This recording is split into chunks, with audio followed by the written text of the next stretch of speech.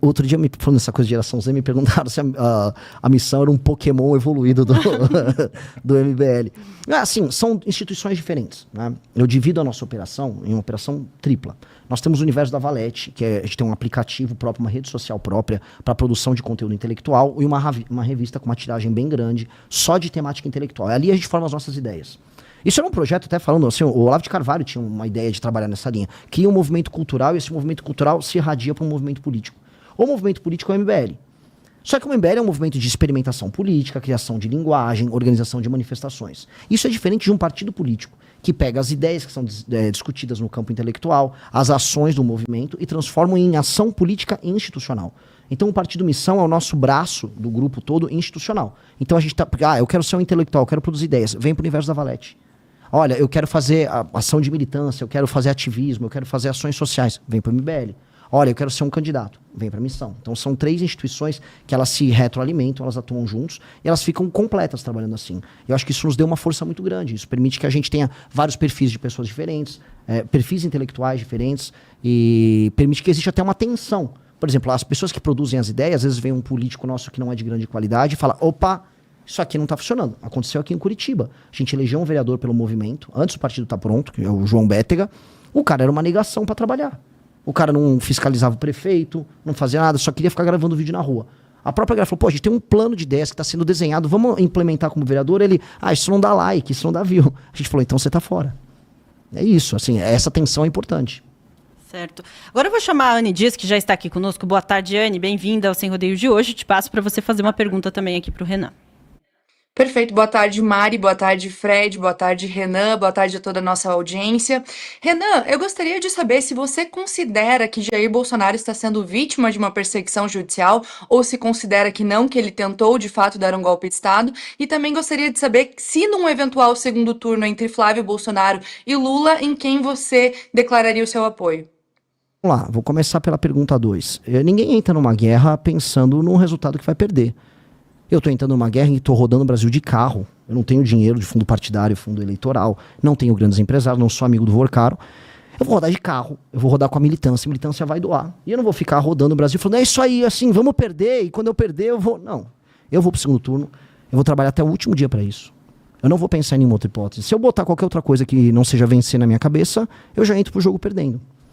Sobre o processo do Bolsonaro, de maneira bem clara, os vícios formais que existem no processo não invalidam o fato de que o Bolsonaro se organizou para algo que envolvia uma ruptura. Ninguém chama chefes das Forças Armadas para discutir temas que passam por o que estava presente naquela minuta, que envolvia fechar o TSE, se ele tivesse interessado em temas estritamente republicanos. A questão é que há nulidades no processo, grandes. Formalmente, tudo que envolveu o Alexandre de Moraes tem nulidades, não só no caso do Jair Bolsonaro, mas no caso também dos presos do dia 8. E aí você tem que aplicar uma dosimetria nisso, que é o que a gente defende, o Kim, que é o nosso deputado federal, defende também. Em relação, Renan, você comentou, né, da Valete, as ideias que são discutidas nesse grupo. Eu vi que no Congresso vocês chamaram Curtis Yarvin, e ele é acusado de ser um autoritário por uma parcela, né, especialmente segmentos mais à esquerda, uma direita iliberal. O quanto as ideias do Curtis Yarvin têm, de alguma maneira, influenciado hoje o movimento?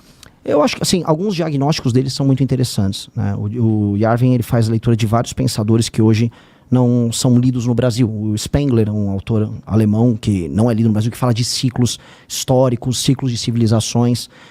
E ele pensa, ele trabalha com a seguinte ideia: o ciclo nosso democrático, o ciclo democrático que ele viveu na América, ele nem fala muito de Brasil, naturalmente, ele fala dos Estados Unidos, é um ciclo que está esgotado. Ele acha o modelo democrático um modelo falho, e ele propõe um outro movimento. Que é um movimento que leva, por exemplo, a ideia de um CEO, um grande CEO que eu trabalharia com concentração de poder no executivo, e ele ainda faz uma provocação. Os grandes presidentes americanos foram, na prática, CEOs. Então, ele fala que o Lincoln foi uma espécie de CEO, ele fala que o Roosevelt foi uma espécie de CEO, e ele fala assim, ó, quando há essa concentração, há uma espécie de monarca, e isso funciona melhor. E ele também provoca dizendo, a China é uma monarquia, as empresas que entregam serviço para vocês são monarquias. Aqui no Brasil isso aí já chegou. Você pega o Thales Gomes, ele fala o tempo todo nisso, a maior parte dos conteúdos que ele cria são nessa linha, e aí não só a gente, mas boa parte da direita está falando, está questionando, vamos dizer, a ausência de poder que o poder executivo tem. Né? Nos Estados Unidos eles falam o tempo do nothing ever happens, né? Tipo, eu tô tentando, mas nunca acontece. A gente quer resolver a questão da imigração, mas nunca resolve. A gente quer resolver questões penais, mas nunca resolve, porque nada acontece. Aqui no Brasil chama do nada acontece feijoada, é um meme da internet. E de fato porque a burocracia ficou muito poderosa e a democracia se tornou, na verdade, um regime oligárquico burocrático em que as decisões não são tomadas em favor das pessoas e as decisões são tomadas em favor da própria burocracia. Eu concordo com essa crítica. A minha solução, eu acredito que é uma solução republicana e dentro do regime democrático. Você tem que transformar o regime democrático para ele atender o interesse das pessoas. Porque eu sou mais republicano do que democrático. A república quer dizer res pública, coisa pública. O interesse público vem acima do voto, inclusive. E aí onde eu quero dizer, por exemplo, o Brasil vive numa democracia. Quem está nos ouvindo pode falar, não vive numa democracia porque o Xandão é ditatorial. Sim, o STF também cruzou a linha e o modelo de tripartição dos poderes ele está em grande medida morto no Brasil. Agora, se eu olhar para um voto numa cidade do interior do Brasil, voto é comprado. O sufrágio no Brasil não existe. A base da democracia brasileira é compra de voto. O Centrão vive de comprar voto. Ele pega o dinheiro da emenda, desvia, faz um caixa 2, vai para eleição, usa os contratos que a prefeitura tem com fornecedores, compra o voto da galera e vai girando o jogo. Nós precisamos alterar essa dinâmica. E aí alterar essa dinâmica significa, em alguma medida, entender que o eleitor que vota na reeleição do prefeito e comprou o voto dele está fazendo um uso horroroso da democracia, que a democracia não está ajudando ele. Eu não estou falando em derrubar o regime democrático, até já fui muito questionado por jornalistas. O que eu estou falando, e aí baseado nessa leitura, a democracia tem que ser reformada para que ela seja, de fato, vamos dizer, amiga do interesse do povo. É isso. Qual que é a sua avaliação do Lula 3?